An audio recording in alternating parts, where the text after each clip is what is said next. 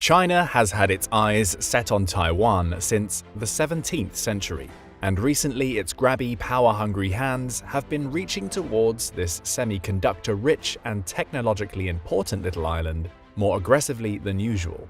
If only it wasn't for that pesky Taiwan Relations Act, which requires the US to provide Taiwan with protection against anything that could jeopardize the security or the social or economic system of the people on Taiwan. Xi Jinping would probably already be all over Taiwan and its processing chips. Even so, China is not about to let go of the idea of fully taking over one of the world's most important economic focal points anytime soon. Exactly how worried should Taiwan be about China's potential invasion? When Russia invaded Ukraine in early 2022, it set off the largest conflict in Europe since World War II. Understandably, the surprise invasion sent shockwaves around the world, causing many countries to re-evaluate their security. Nowhere was this more true than the island nation of Taiwan, another state with a large, threatening neighbor laying historical claim to its territory. Russia's invasion sparked fears of similar actions against Taiwan by China, a scenario which could destabilize not only East Asia, but potentially the entire world. How did Taiwan come to be such an important global economic center? One word: civil war. Here's what we mean.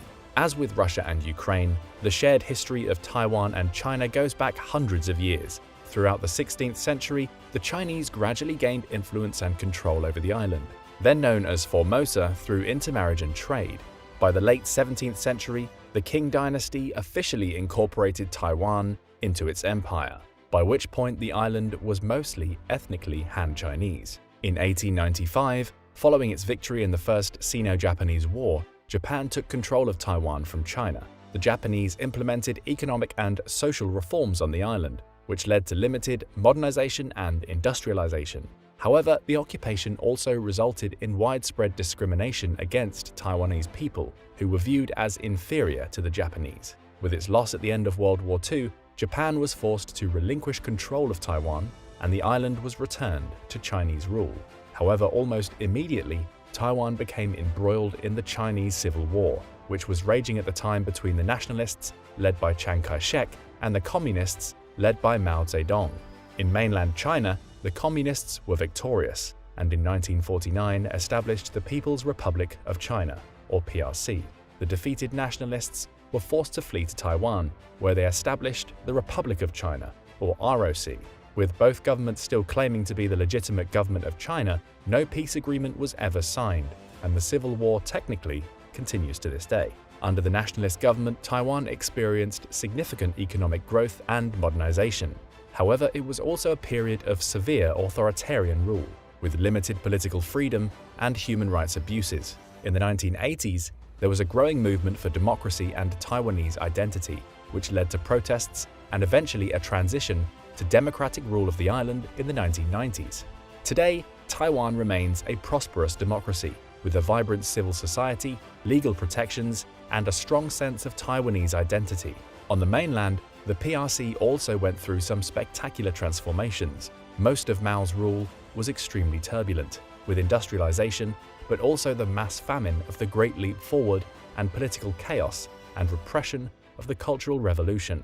Following Mao's death, the PRC's new leader, Deng Xiaoping, began a series of economic reforms in 1978. Fueled by the market-based policies, massive investment in infrastructure, and cheap labor, these reforms would give China decades GDP growth exceeding 10% per year, lifting hundreds of millions from poverty and leaving the country as the world's second largest economy today. Yet throughout this period of transformation, the issue of Taiwan never went away, with both sides continuing to claim legitimate rulership of China.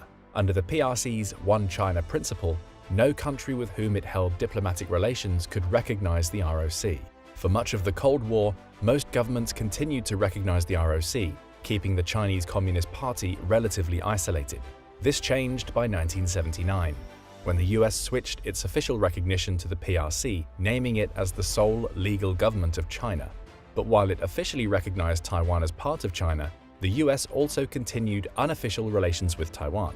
Among other things, this has entailed providing the island with billions in advanced military assistance to defend itself from a potential invasion and regularly sending the Navy through the Taiwan Strait. Today, Taiwan's status remains a highly contentious issue in China's relations with the US and others. China continues to view Taiwan as a renegade province that must be reunited with the mainland, while Taiwan sees itself as a separate and sovereign entity.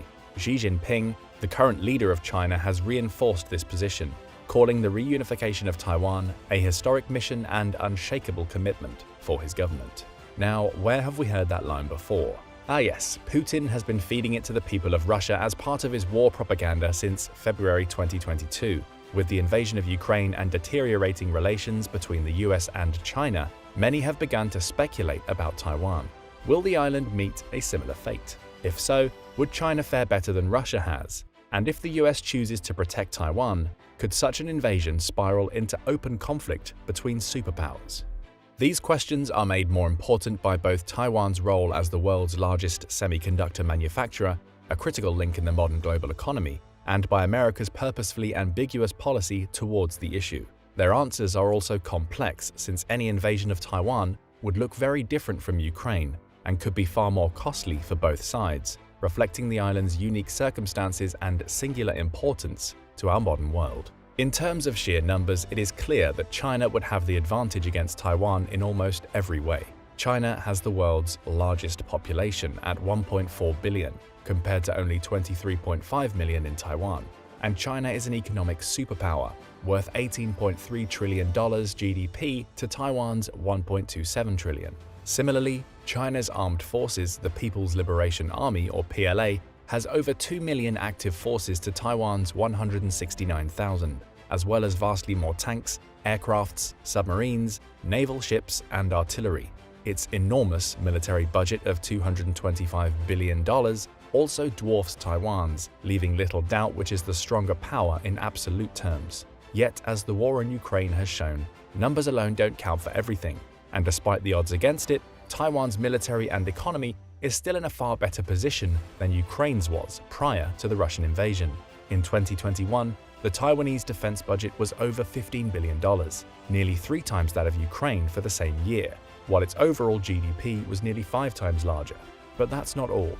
Taiwan also has a modern military with advanced technology and well-trained soldiers. The US has been supplying the island with powerful weapons for decades, including F-16 fighter jets, upgraded Patriot missile batteries, Abrams tanks, and other advanced systems that Ukraine doesn't have or is only beginning to receive. While these would not close the military gap with China, it would put Taiwan in a better position than Ukraine was at the start of its invasion.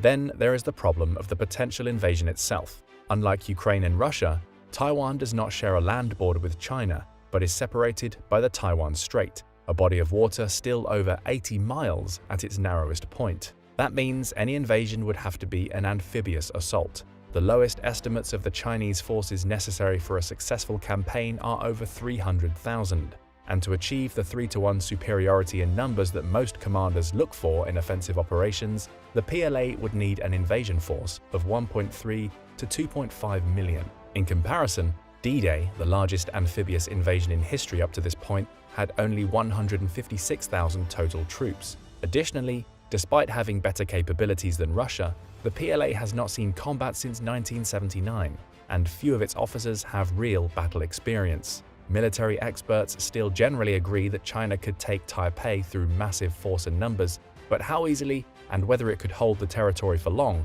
are less clear. Additionally, the geography of Taiwan would work to its advantage in an invasion scenario.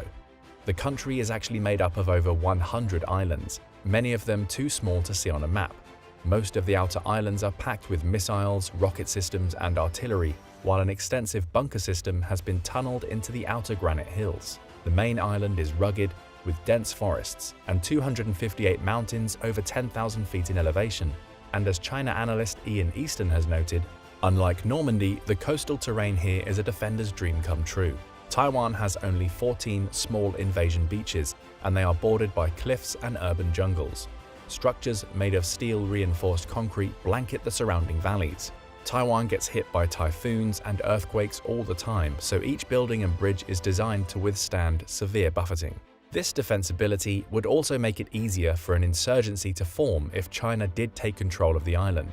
Taiwan has a large and well-trained reserve force that could engage in guerrilla warfare and hide in tunnels and forests. And while gun ownership on the island is strictly regulated, civilian arms training has increased in recent years. The owner of one shooting range in Taipei told Reuters that attendees had tripled or quadrupled since the Russian invasion of Ukraine. As one tattoo artist and reservist put it, "Most people don't want to go to war. I also don't want to go to war, but in the unfortunate event of this really happening, I will be mentally prepared." The terrain in Taiwan, with its mountains and forests, would also make it difficult for the PLA to locate and neutralize any resistance. This would make an occupation of the island difficult and costly, potentially leading to a protracted conflict which could wear down Chinese morale. But the obstacles don't end there. Another difficulty China would face in an invasion is international support for Taiwan. While Taiwan only has official relations with 13 other countries due to the PRC's international pressure, it maintains strong unofficial relations with the US, Japan, and other powerful states. The question of whether the US would aid Taiwan against an invasion has long been a critical question. Since it began relations with the PRC, the United States has maintained a position of strategic ambiguity, purposefully not making clear whether it would respond to an attack on Taiwan. However, with the recent heightened tensions, this policy has come into question. When asked in late 2022 whether he would send US forces to defend the island, President Joe Biden replied yes, if in fact there was an unprecedented attack.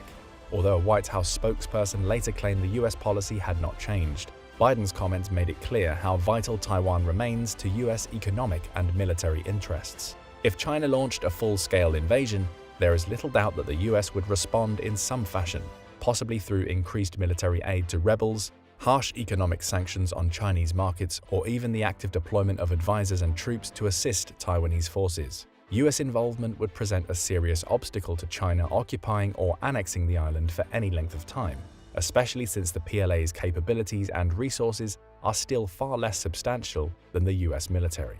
And with Taiwan in chaos, both China and the US would have difficulty supplying their military-industrial complexes. This points to another major difficulty China would face in invading Taiwan: the profound disruption it would cause to the world economy.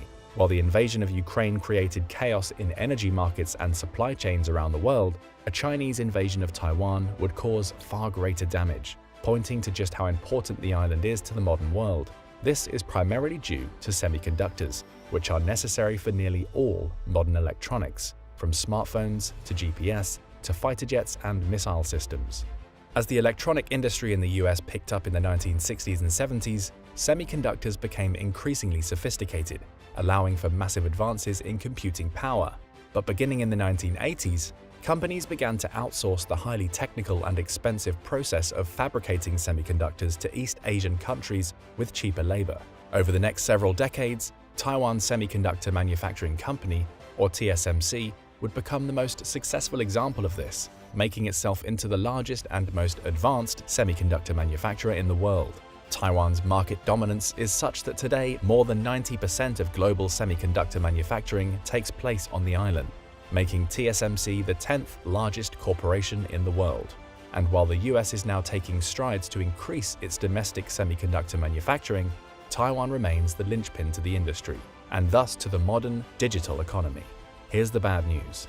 A Chinese invasion would catastrophically disrupt global supply chains and could lead to significant economic consequences, including shortages and recession. An active conflict on Taiwan would almost certainly slow down or halt fabrication of semiconductors and potentially damage or destroy the fabrication facilities. Furthermore, any military conflict would lead to a sharp decline in consumer confidence, and businesses would hesitate to invest in the region. This would ultimately harm China's economic output for years to come, as it is heavily dependent on exports, as well as on the uninterrupted production of semiconductors, which make up more than 50% of Taiwan's exports to the PRC. But while the economic consequences would certainly damage the Chinese economy, that is no guarantee an invasion will not happen. Taiwan's geopolitical value is great enough that Beijing may risk the consequences just to control Taiwan's fabrication facilities, which would give both China complete control over the industry and completely seal off America's supply of the most advanced semiconductors. This could theoretically allow China to gain the upper hand in everything from commercial electronics to artificial intelligence and weapons production. For all these reasons and more, it is clear that any conflict between China and Taiwan would be complex and have far-reaching consequences. Whoever controls the supply chain for semiconductors will most likely become the dominant power of the 21st century. While such a conflict still seems unlikely today, geopolitical pressures could certainly create the conditions for a Chinese invasion. However, even if that takes place, there is reason to believe that such an invasion would face tremendous difficulties and require nearly all of China's military capabilities. But what do you think? How likely is a Chinese invasion of Taiwan? And how would China fare in such a scenario? Let us know your thoughts in the comments below, and don't forget to subscribe for more content from military experts.